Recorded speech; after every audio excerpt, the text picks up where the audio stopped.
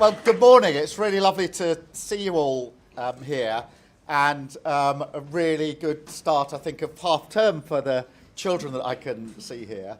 And I want to talk about children and young people today because we often say... To southwest London, the Prime Minister speaking alongside the Mayor of London. Let's take a listen. We often say in this country, and we genuinely mean it, that we want every child to go as far as their talent or ability will allow them to have a really good chance in life.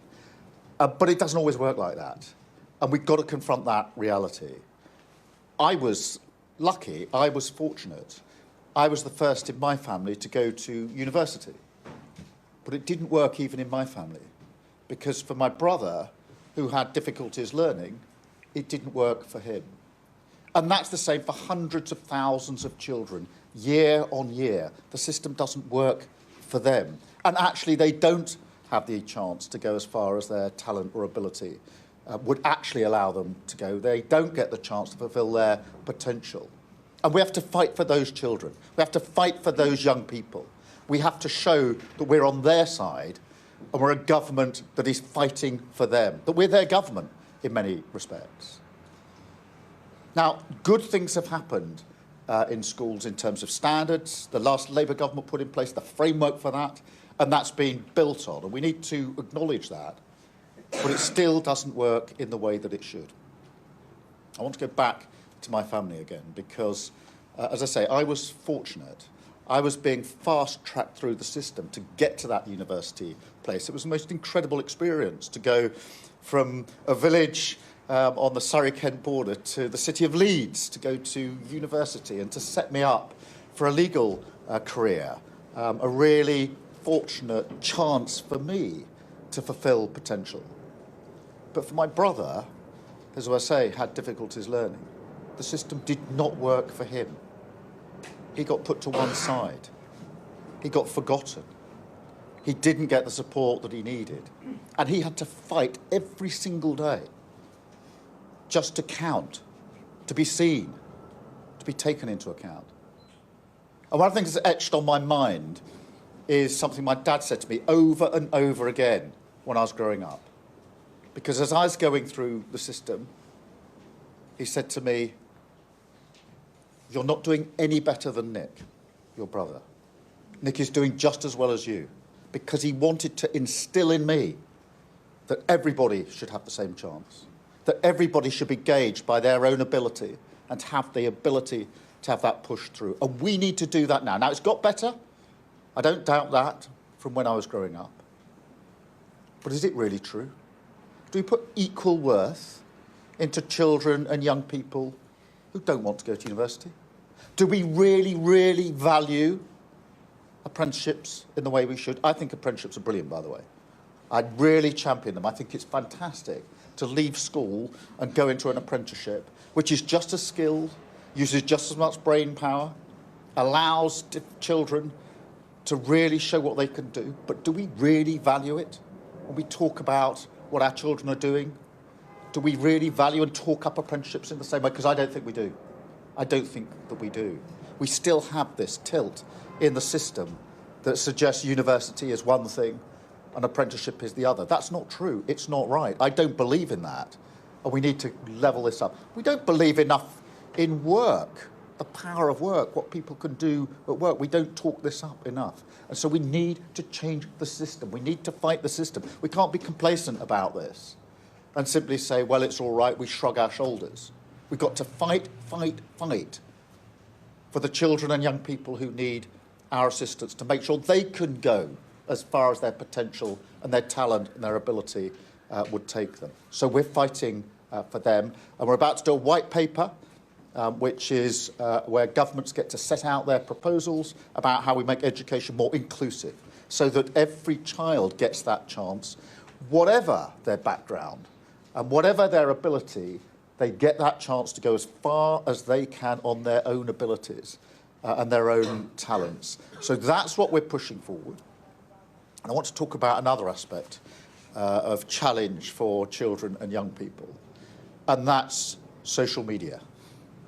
Now, confession, I have two teenage children. My boy is 17 and my girl is 15. I see this in the way many parents do, with a real sense of concern about the time that's spent on social media, the content that's available on social media, the addictive nature of a lot of what's happening on social media, the way it draws children in and takes away other aspects of their growing up because it's all online, it's all on their phones or their screens in front of them. I don't think there's a parent in the country who isn't worried about this, by the way. I really don't. Everybody's worried. And they feel, how am I supposed to police this on my own as a parent? And it's very, very difficult. And we as a government need to be up there alongside parents, providing leadership and support for them when it comes to social media. And we will. Now, we've already announced that we're going to do a consultation on banning social media for under 16s. And that will start very soon. But I'm really clear the status quo, things as they are now, is not good enough.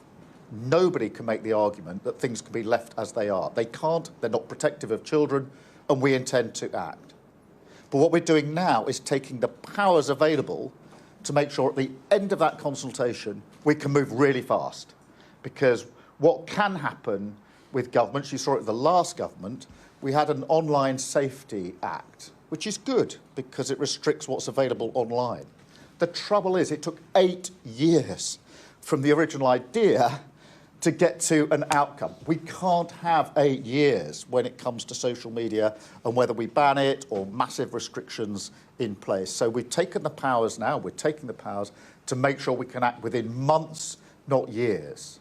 We also need to act very quickly, not just on the age concern, but on the devices and applications that mean the sort of auto-scrolling, the constant gluing to the machine, that you can never stop scrolling and it just encourages you, or that one thing follows from another. We have to break that habit to stop the addictive nature. We also need to do with AI bots. This is something relatively new, and we saw with Grok. Did you see the thing with Grok just the other week? An AI bot that allowed you to instruct it to undress people. And it did. It was disgusting. Absolutely disgusting. And we went into battle on that because I thought this is not good enough. We went into battle, we made the necessary steps, we threatened action, and we won that battle in relation to Grok, but we've got to do it with all AI bots, and we will do it. And we can do that by amending some of the legislation that we've already got in place. So that is where we're going with this. That is what we need to do. The status quo is not good enough. We need to protect our children, and this government is making protecting our children a #1 priority. So whatever is necessary in relation to social media, we will take those steps because it's been talked about for a long time. As I say, there's not a single parent in the country who isn't really worried about this, and many more besides. But we can't just wait and take years and years and years. We need to act very quickly, and that's what we're intending to do. So I wanted to share that with you. We're going to now take some questions from some of you. Then I'm going to take some questions from the media, and then we're going to have a cup of tea, which will be very nice. So anybody got a question? Just, yes, madam. My name's Ali. I'm with the NSPCC and the Voice of Online Youth. The NSPCC do a lot of work around harm reduction and harm prevention. We are just wanting some clarification on the government's plans for that in regards to online safety. Yeah, I think there's 2 elements of that. We've got the Online Safety Act. That is a good thing. It took 8 years to get there, but it is a good thing. We need to make sure that's used properly and to full effect, because there's more we can do with it, and we need to amend it in certain places, because one of the difficulties here is that the technology moves on so quickly that the legislation struggles to keep up, which is why for AI bots, for example, and chat bots, we need to take the necessary measures. So that's the one route. The other is, what more do we need to do? This is where we're looking at access for under 16s. Should it be banned altogether? Should it be much stricter content control? And what goes with that, by the way, is how do we make sure children don't operate to get around the rules? Because I think it's hardwired into the job description of children, isn't it? That if there's a limit on when you can do something, the first question would be, how do I get around that? And there are VPNs which can be really effective in relation to that. So all these measures need to be taken. What would you say, madam? I think the policy ideas around preserving a child's social media after their death, to see in relation to how social media access for them may have affected that, sounds really strong, and that's great for harm prevention after the fact. But here at the NSPCC, we really want to focus on harm prevention before something so tragic like that would happen. Completely. And that's where we need to be in the preventative space. Rather than the after event. And we're sort of in the after event space at the moment far too often. Anybody else with a question? Yes, sir. Hi, my name is Saurabh, and my question is, as someone who uses social media responsibly, how would this affect us? I think, look, social media, of course, can be used responsibly, and there's a lot on social media which is really good in terms of what people can access to expand their horizons. The question is, one, at what age should that be available? Two, what's the content control? Because at the moment, you can access the good stuff and you can access the not so good stuff, the purely, the harmful stuff. The Online Safety Act helps with that. I think even in relation to the good stuff, to be honest, some of the addictive features on social media that mean you never stop scrolling, or once you've watched one thing, another thing comes up and you're on your screen the whole time. We need to look at that. Because even if it's good stuff, the question is, how do we get people off it and not simply on their screen the whole time? And it's not just the addiction to the screen and what's that doing to minds and ability to communicate with other people, and concentration generally. It's also at the expense of the other thing that children might be doing, playing with each other, being outside, doing the things that you might expect children to be doing. So nobody is saying there's no good in social media at all. Absolutely not. We use it as a government. And it's used in education, and that's understood. The question is, how do we stop this obsessive behaviour, and what are the limits of at what age you can access things? Other questions, please. Maybe this side. Yes, a young person. This is good. We're saying what should happen. This is the most nervous question I've got now. Good morning, Prime Minister. I'm George, I'm 17. I wanted to ask about the Representation of the People Bill, which is being put before Parliament, and how giving 16 and 17-year-olds the vote risks being incompatible with a social media ban under 16, because the majority of young people get their news from social media, from their TikTok feed. So I wanted to ask, what provisions will the government put in place for citizenship education in schools, for example? Well, a lot bound up in that. Firstly, I'm a big advocate of votes at 16 and 17. At 16 and 17, you are old enough and mature enough to make a decision about a government that ought to be and will be a government for you. So it's really important that we have those votes. We do need to make sure the citizenship is part of what we look at. We've broadened the curriculum in schools because I think children and young people ought to learn about citizenship and how we operate as a society more generally. It's very important skills that they need for life. I'm acutely aware of your point about news because in politics there's always been a heavy sort of focus on newspapers, but frankly I don't think many people young people certainly, ever read newspapers anymore. Or even sit down as a family and watch the 6 or 10 o'clock news. It's much more likely to be through social media. And really goes with the point this gentleman made. We must make sure that we're not cutting off sensible and good access for young people. Where do you get your news from? Well, I'm kind of the anomaly, so I actually watch the news at 10 on You do watch the news? Yeah. This is good. This is good. But the majority of my friends, I'd say, probably get it off TikTok. Yeah. Other questions? Yes, madam. And then we'll come to you. My name's Jasmine. I was just wondering, You know, a lot of the reasons potentially that young people sit at home scrolling is they don't have access to good youth services, sports and arts clubs. So what are you doing around that to make sure that young people have an alternative to sitting at home scrolling? This is so important because over the last, 15, 16 years, the policy of the last government was to cut. And they cut youth services and youth support massively to the point where in some places it's almost non-existent, apart from where people are doing it on a voluntary basis. We need to turn that back around. And we've just published our youth strategy, which absolutely makes it clear that those services, that support needs to be there in every single place. And it may be sport, it may be clubs, it may be the ability to play music and do things together in a way that isn't available at the moment. Hugely important. So we need to put that back in. The youth strategy was fantastically done because Lisa Nandy, the Secretary of State, did it.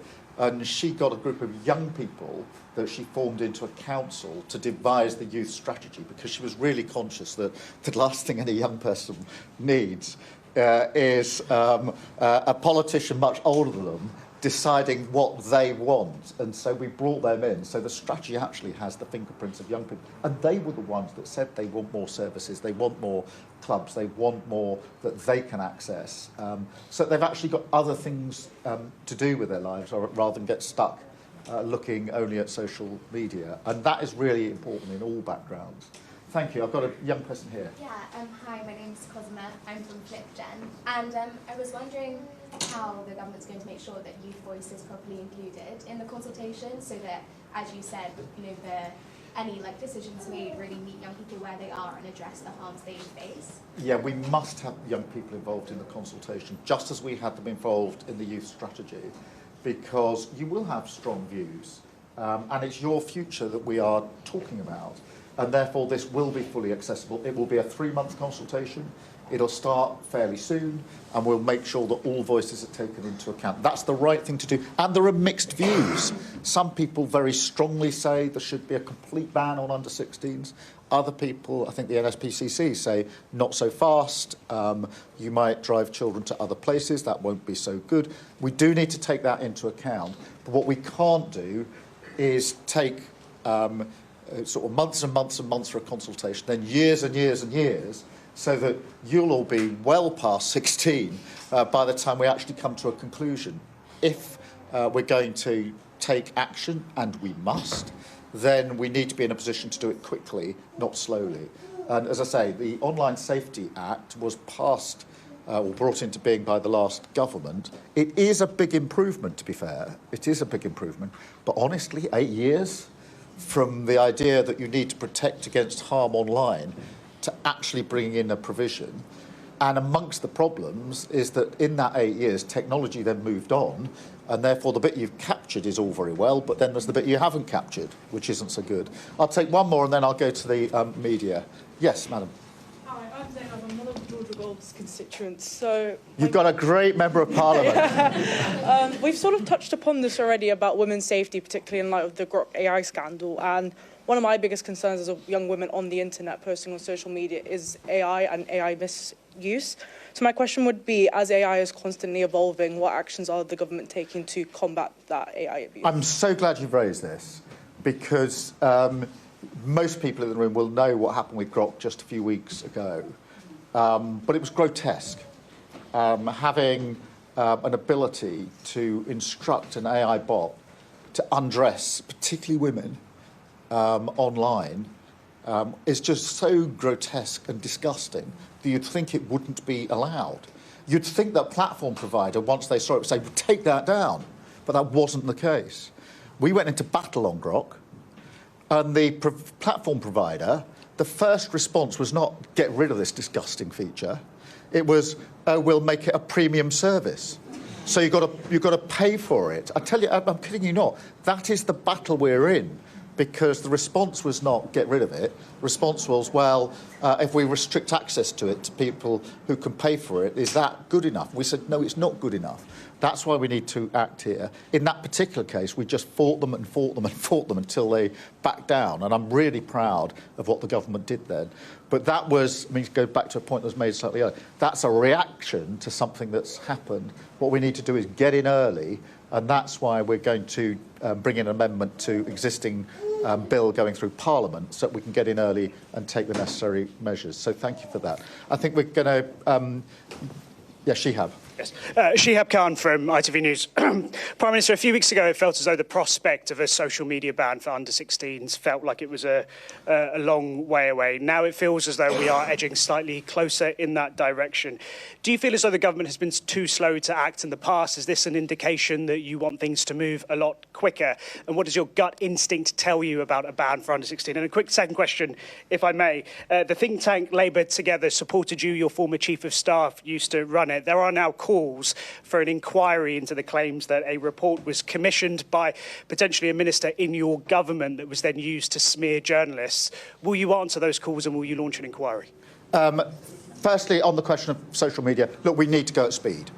And that's really, if there's one takeaway from what I'm saying this morning, it is we need to go at speed. Everybody, I think, pretty much, perhaps the platform providers are the exception, knows that we need better protection for children. We haven't got it. The status quo is not good enough. And as I said a moment ago, the Online Safety Act, yes, a good piece of legislation under the last government, but it took 8 years from the discussion that something needs to be done to an outcome. I'm not prepared to let this take 8 years, which is why we're taking the powers now. We'll have the consultation, and then when we've got the outcome, we can implement it very, very quickly. And I say implement it because there will be action coming out of this consultation. There is no way we have a consultation here and conclude that the status quo is fine. Things don't need to change. They don't protect children enough. We need to take action to fight for those children and fight for their parents, frankly, because a lot of parents feel, I'm left to police this on my own. How am I supposed to do that? I need a government that's up there with me. So, yes, absolutely, we want to go more quickly. In relation to the consultation, look, I'm open-minded about it. I can see the argument for a ban. I can see the argument that a much more restrictive content-based approach, which doesn't necessarily cut out news and useful information. I think we need to test those options in the consultation, but whatever the outcome, it can't be nothing. It can't be the status quo. We have got to act to protect children. We've got to act, frankly, to help parents and carers who are all really worried about this in relation to their own children and the children they know, and they want to know the government's on their side and it's going to come up and show leadership and support to them in what they need to do. In relation to your second question on Labour Together, there will be a Cabinet Office investigation into the allegations, and quite right to, and so that is already in place. I didn't know anything about this investigation, and it absolutely needs to be looked into, so the Cabinet Office will be establishing the facts. Thank you, and I think I'm taking a second one from Chris. Thanks. Chris McKeon, PA. To talk about keeping people safe more widely, the Chief of the Defence Staff and his German counterpart have been in the newspapers talking about the moral case for rearmament. Do you need to start making that moral case? And does that involve bringing the 3% of GDP spending target forward to 2029? Well, thank you for that. You will have seen over the weekend, I was making the argument at the Munich Security Conference that we, the UK and Europe, need to step up when it comes to defence and security. We have a threat of Russian aggression, which is obvious. In a few days' time, it's the 4-year anniversary of the start of the conflict in Ukraine. We want a just and lasting peace, but that will not extinguish the Russian threat. And we need to be alert to that, because that's going to affect every single person in this room, every single person in this country. So we need to step up. That means on defence spending, we need to go faster. We've obviously made commitments already in relation to that. But it goes beyond just how much you spend. It's also whether you coordinate and collaborate with other like-minded countries, particularly in Europe. And that's the case I've been making, which is that in addition to how much you spend, it's got to be how you work together as a group of countries. How we make NATO stronger, a European NATO, if you like. NATO has been the most successful military alliance the world has ever seen. Countries which, across the continent, used to be on the battlefield against each other for centuries, now stand together, ready to defend each other. That's what we need to build on. That will affect every person in this country, and that's where I'm absolutely determined that the United Kingdom will show the leadership that's necessary. Thank you very much indeed. I think I'm now going to have a cup of tea, and I'm going here. Or I may not have a I'm sitting here. How are you doing? Nice to see you. Thanks so much for being here. Well, on that note, the PM's finished that Q&A session. The tea comes calling. He was talking in the first instance about education, universities, apprenticeships, saying that he would fight for children and young people, talking about a white paper that is on its way about inclusive education, and then moving on to the topic at hand that is in many of the newspapers as well this morning about social media. And he said he didn't think there was a parent in the country who was not worried about social media. It was impacting everyone, the Prime Minister said, and he wanted to show leadership and support for parents on social media. So hence launching the consultation shortly about the ban for social media usage for under 16-year-olds, saying that the status quo is not good enough, that children are not protected enough, and that off the back of the consultation, he wanted to see fast action and would bring about legislation to do so. Also focusing on auto-scrolling and trying to break the habit to stop the addictive nature of such platforms. Also touching on AI bots and some of the battle and back and forth that the government and X had over the use of the AI chatbot Grok. Well, listening alongside us is our political correspondent, Lucy McDade. Lucy, what did you make of what the PM had to say about social media? It is a hot topic at the moment and one that seems to be moving at relative pace. Yeah, it was really strong rhetoric that we heard from the Prime Minister, wasn't it? That one line that jumped out at me was that the status quo simply isn't good enough, that action needs to be taken. And he said his government, he feels, needs to take leadership to help parents navigate what seems to be the wild west of the internet. As I said before, he said himself, he's a parent, he finds it difficult himself to know how to police his children's social media use. I think what isn't clear is on what side of the line Keir Starmer stands, whether he is backing. I mean, he said there to one of the reporters he's open-minded about whether social media should be banned for under 16s. But I also get the sense that he's looking at a number of measures that he could put in place that would stop him having to put in an outright ban. I thought what was quite interesting is he made a joke saying children are hardwired to try and operate around the rules, something that organisations like the NSPCC and the Molly Rose Foundation have raised, that an outright ban could actually mean that these things get pushed underground and children are, as a result, more at harm when they're online. He mentioned there as well, when speaking to those pupils in the audience, that he wants to consult on restrictions on doom scrolling, as you say, when children and adults as well can scroll endlessly and spend hours online. The use of VPNs. So we're seeing at the moment some young people can get around these age checks on pornographic content by using VPNs. The government is also introducing immediate changes to legislation which will see AI chatbots online legally obliged to protect young people from illegal content. The Prime Minister referenced the political row over Grok. Elon Musk's site X has an AI chatbot called Grok, and earlier this year we saw it producing nudified images without people's consent. There was huge backlash over that, not just by the UK government, and eventually that backlash saw Elon Musk's site have to row back on Grok. That has clearly emboldened the Prime Minister and those around him to take a much more radical, hardline stance on the use of social media for young people now. There is, of course, political context to this as well. Keir Starmer never used to think that social media should be banned for under 16s. Earlier this year, more than 60 Labour MPs came out, wrote a letter and said that the government should be going further on this. I spoke to an influential Labour MP yesterday who said similar, although albeit they said they feel the government is doing all they can. The truth is the internet is just moving too quickly.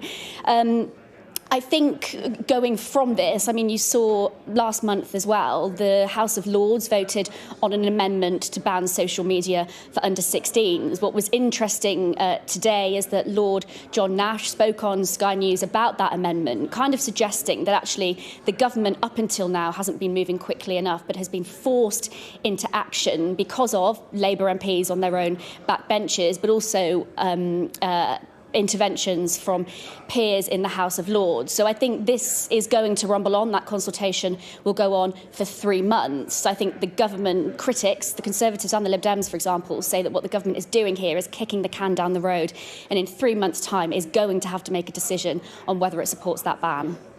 So that was the main crux of that talk and those questions, certainly from some of the young people that were in the audience. The press also focusing on a few of the other issues at hand. What do you make of the PM's responses to those?